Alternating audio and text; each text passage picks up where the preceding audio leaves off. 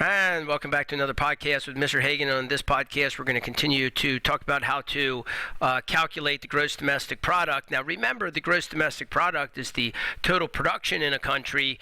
We're going to measure it with dollars, and that total production has got to be equal to the total spending in the country, and it's got to be equal to the total income in the country. So as a result of that, we have two ways to try to calculate this number, this total production, and one of those is the income approach, and I just want to talk about it very quickly. We're not going to spend a lot of time on the income approach, but just very quickly, what is it? So remember, there are four resources. All the way back from an earlier video, we said that there were four resources in society. Those four resources were land. So I'm going to use N for land. So let's say land.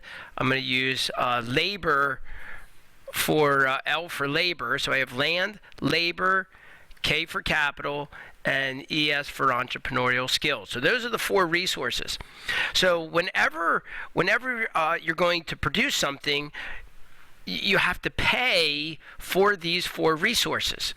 So you have to pay for land, labor, capital, and entrepreneurial skills. And when you do, when you produce something and you pay the resources, then that becomes income for them. So the production that you engage in becomes income for somebody. And if we measure that income, we are therefore indirectly measuring the total production.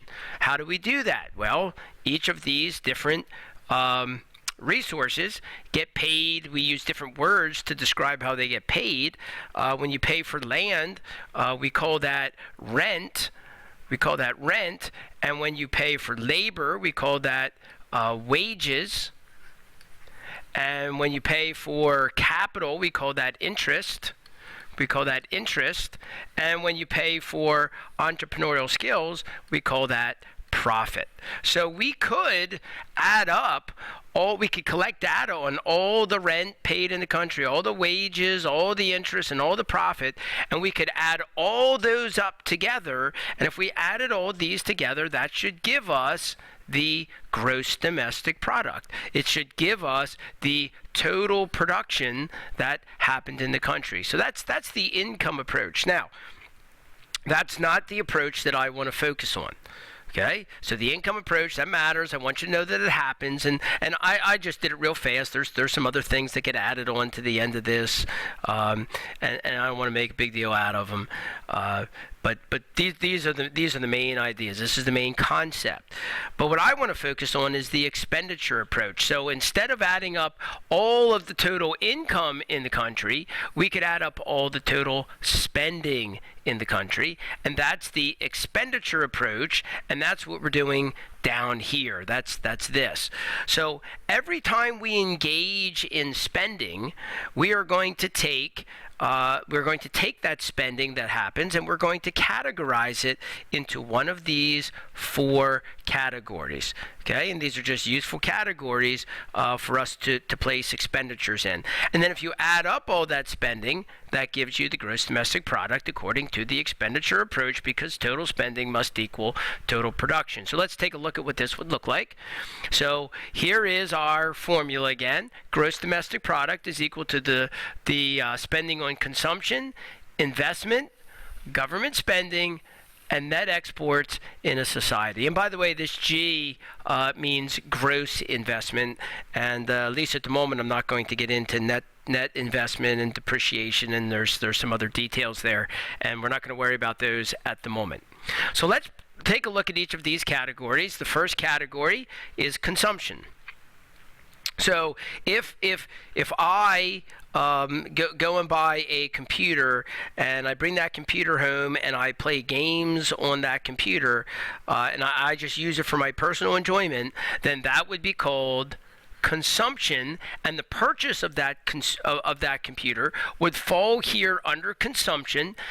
It would be called spending on consumption, and then that would get counted as part of the gross domestic product. So right here, consumption is spending by households on goods and services, except new houses. We'll talk about that later. That's going to show up somewhere else. That's going to show up here under investment. We'll talk about that later.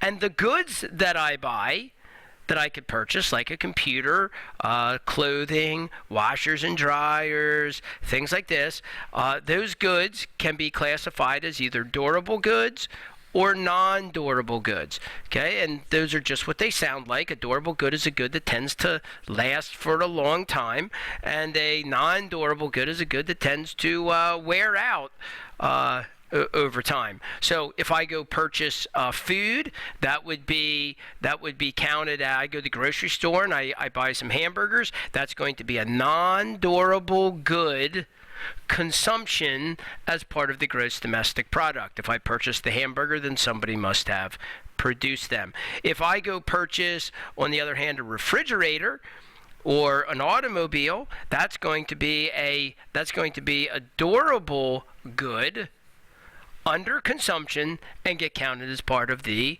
gross domestic product. Because if I bought the refrigerator, somebody must have produced the refrigerator, and that's got to get counted as gross domestic product. And then finally, under here, there would also be services. So services would be things like being a teacher, being a doctor, being a lawyer. So if I go to the doctor and whatever, I have something, my knee hurts, I go to the doctor and he looks at my knee, tells me what he thinks is wrong, gives me some rehabilitation ideas. He's providing me with a service, and that service is going to go under consumption and be part of the gross domestic product. He has produced medical services, giving me medical advice. So those are all the things that go under consumption. Now, I'm going to stop there. We have just started in this video now to look at the expenditure approach and the things that go under consumption and become part of the gross domestic product. And on some future videos, we will look at the other spending categories. There are 3 more of them: investment, government spending, and net exports. We will look at those on future podcasts. Thanks for joining me. This has been Mr. Hagan, and we will see you on those future podcasts.